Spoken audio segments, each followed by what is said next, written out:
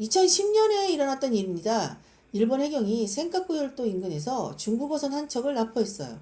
중국 선장을 체포했고 외교적 갈등으로 커졌습니다. 그러자 중국이 꺼낸 카드가 뭐였냐면 군사력도 아니었고 경제 제재도 아니었어요. 그냥 조용히 일본으로 가는 히토류 수출을 끊어버렸습니다. 약 2개월 만에 일본 전자자동차 업계가 패닉 상태가 됐어요. 재고가 바닥나기 시작했고 도요타, 소니, 도시바 같은 대기업들이 줄줄이 비상회의를 열었습니다. 총 한 발 안 쏘고 일본을 무릎 꿇일 뻔했던 사건입니다. 그리고 지금 14년이 지났는데도 일본은 여전히 히토류의 중국 의존에서 벗어나지 못하고 있고 2020년 그리고 작년에 2025년 다카이치가 대만 유사시로 중국에 도발을 하자 이번엔 중국 의존도 90%인 비료와 수술용 항생제, 히토류의 수출 제한을 중국은 또다시 조용히 걸고 있습니다. 그래서 일본 정부가 꺼낸 마지막 카드가 바로 수심 6,000m 심해 채굴입니다. 세금을 천문학적으로 쏟아붓고 있는 이 프로젝트, 과연 일본을 중국에서 해방시킬 수 있을까요? 오늘 그 이야기 한번 해볼까 합니다. 먼저 히토류가 뭔지 간단하게 짚고 넘어갈게요. 이름부터 좀 거창한데 사실 히토류는 흙 속에 섞여 있는 17가지 금속 원소들을 통칭하는 말입니다. 렌타넘, 네오디뮴, 디스프로슘. 아우 어렵네요. 이름만 들으면 뭔지 모르겠는데 이게 들어가지 않으면 지금 여러분이 보고 있는 이 화면도 안 켜지고 이어폰에서 소리도 안 나고 전기차 모터도 안 돌아가요. 특히 네오디뮴 자석이라는 게 있는데 이게 초강력 연구 자석을 만드는데 필수적인 거거든요. 손가락만한 크기로 어른 남성도 못 떼어낼 만큼 강력한 자석을 만들 수 있어요. 전기차 구동 모터, 풍력 발전기, 하드디스크, 이어폰 드라이버 전부 이게 핵심입니다.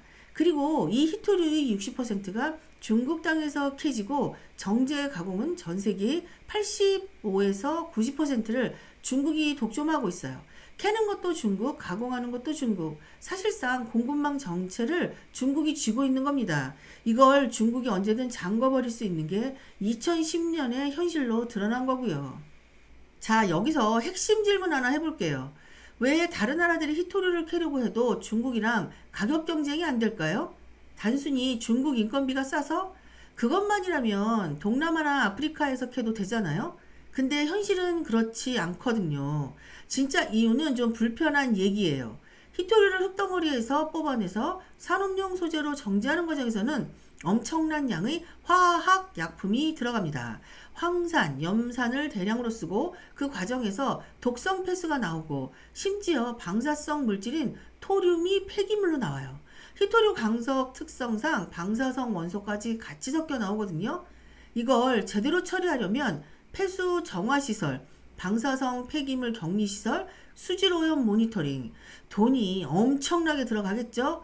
그런데 중국은 오랫동안 이걸 안 했어요. 중국 남부 장시성, 광둥성 일대 히토류 광산 주변 마을들은 수십 년째 오염된 지하수를 그대로 쓰고 그 때문에 아이들의 납중독 문제가 지금도 끊임없이 나오고 있습니다. 중국 정부도 이걸 알면서 국가 전략상 묵인해 온 거죠. 국제인권 단체들이 계속 문제 제기를 하는데도요. 결론적으로 중국산이 싼 건 그 비용을 환경과 주민들한테 떠넘겼기 때문이에요. 환경 기준 제대로 지키는 나라에서 같은 방식으로 히토류 정제하면 생산 원가가 중국의 몇 배, 뭐 몇십 배 이렇게 나올 수 있겠죠.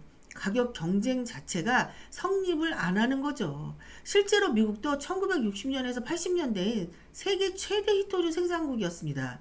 환경 규제가 강화되면서 채산성이 안 맞아서 다 접었어요.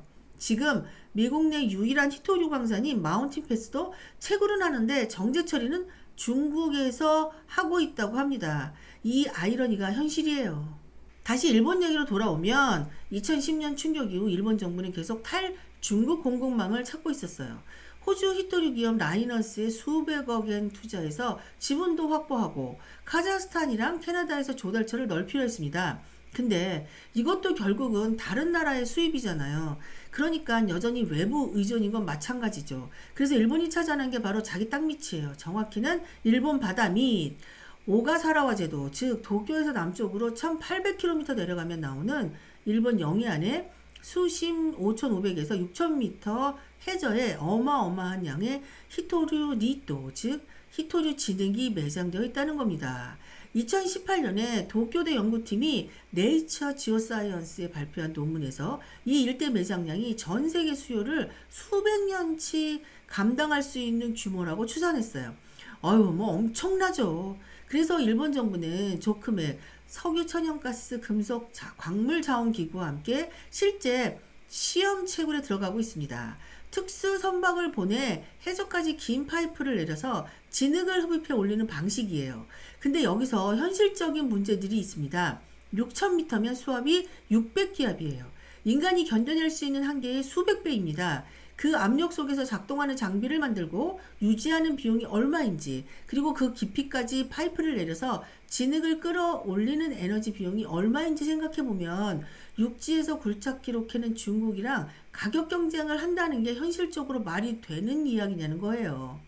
솔직히 말하면 이 심해 채굴 프로젝트를 비판만 하기도 좀 애매한 부분이 있긴 있습니다. 일본이 2010년부터 중국에게 경험한 건 단순한 경제적 손해가 아니에요. 전략 자원 하나로 외교, 안보를 인질잡힐 수 있다는 걸 국가 차원에서 뼈저리게 경험하고 지금도 경험하고 있는 거예요. 물론 일본의 도발도 있지만 2010년 이후부턴 사실상 중국이 이미 자원을 무기화해서 일본을 길들이고 있거든요. 그래서 어차피 경제성 없으니까 그냥 포기하자는 논리도 100% 일본 입장에선 하기 쉬운 얘기는 아닙니다. 다만 문제는 방향성이겠죠. 지금 일본이 하는 식으로 심의해서 직접 캐서 중국산이랑 가격으로 경쟁하겠다는 접근은 사실상 불가능에 가까워요. 전문가들도 채산성이 나오려면 최소 20에서 30년 이상이 필요하고 기술적 난이도도 아직 실험 수준이라고 합니다. 그보다는 세 가지 방향이 더 현실적이라는 이야기가 나와요.